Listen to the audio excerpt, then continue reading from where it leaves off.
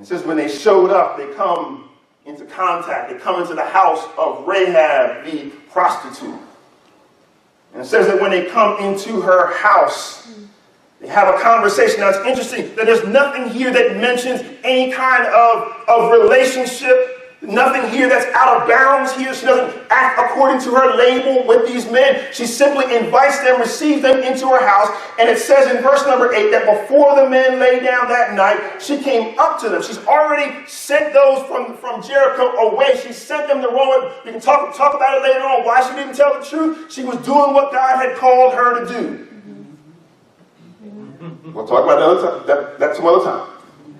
But before the men lay down, she came up to them on the roof and she said to them, this is how my life is going to be elevated above the label.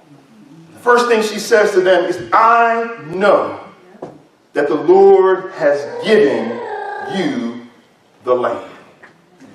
The reason that she was able to live above her label, because Rahab knew the very promises of God. She knows what God had promised. Now, the interesting thing is, she's not even in the promise. She's not from Israel. She's not Jewish. She doesn't have a Hebrew background. She's not from the ancestry of Abraham. But she says, because I believe in what he has said to the children of God, I believe that everything that God said, the God of heaven. Now, I'm from a people who are from a different God, of multiple gods. But I believe that there's one God. This is what Rahab is saying here. I believe that there's one God, and I believe that one God has spoken to Israel. We've heard about it, and now we have this full confidence that everything he had promised his children, he will do. Do you know God this morning? Are you standing in a relationship with God that says, I know some things are shaky. I know some labels have been attached to me. When I look in the mirror, I label myself. I see some deficiencies. I see some weakness. I know what's been said. Some of it's true. Some of it's not. Some of it I'm not even sure. But based on what's been said about me, there is a label. Rahab says, I know the very promises of God. I know that he's the one who said, I will give you the land.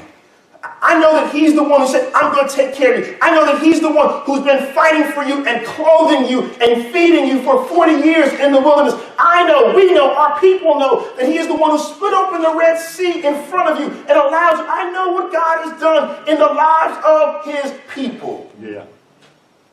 She says, based on that, I can elevate myself above the label. I am who they say I am. I am a prostitute living in the wall. I'm not even living inside the city. I'm living outside the city, on the boundaries of the city. But I believe in the very promises of God.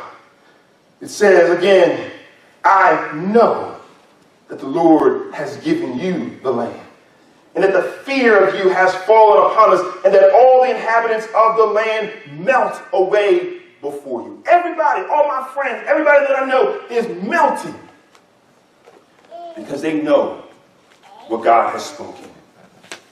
I shared this Wednesday night Bible study. I was meeting with a group of friends this week, and at a point I had to stop and ask if they really even believe in God. And it's a question I think we have to ask ourselves as well. We get dressed up, we come to church, we sing songs, we listen to the word. That's Sunday's activity. But all throughout the week, do we believe in the very promises of God? I will never leave you. I will never forsake you. I am your shepherd, and you shall not want. I will rise again on the third day. All who call on my name will find the way in front of prosperous and blessed. Don't lean to your own understanding. In all of your ways, acknowledge me. Yeah. I'm coming back again for my people. Do we believe in the fullness of the promises of God? Because Rahab did. Not just Rahab the prostitute. The marginalized, the talked about, the laughed about, the thought down about, had enough sense in all the labels, all the truth there's on her life. She had enough sense to know, I believe if God said it, then he's able. then he shall give your people the land. And when he comes, I want to be on the right side.